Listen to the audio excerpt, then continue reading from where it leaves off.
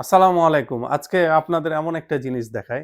আমরা মনের অজান্তে বাচ্চাদের অনেক বড় ক্ষতি করে ফেলছি না তো? এই যে দেখেন আমার বাচ্চা ঘুমাইছে।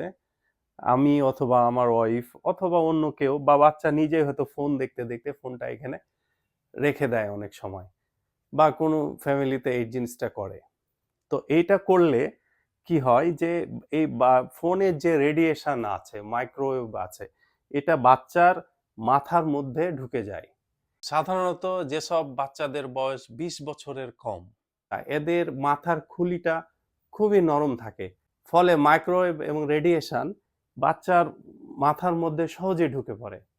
এরপরে এক পর্যায়ে এভাবে ঢুকতে এক পর্যায়ে ব্রেন ক্যান্সার হতে পারে, মানসিক প্রতিবন্ধী হতে পারে, খাবার অরুচি হতে পারে। তো কত বড় আমরা মনের অজান্তে বাচ্চার বড় ক্ষতি করে দিচ্ছি। যে এখানে বড় মানুষেরই এই মাথার পাশে মোবাইল রাখা ঠিক না।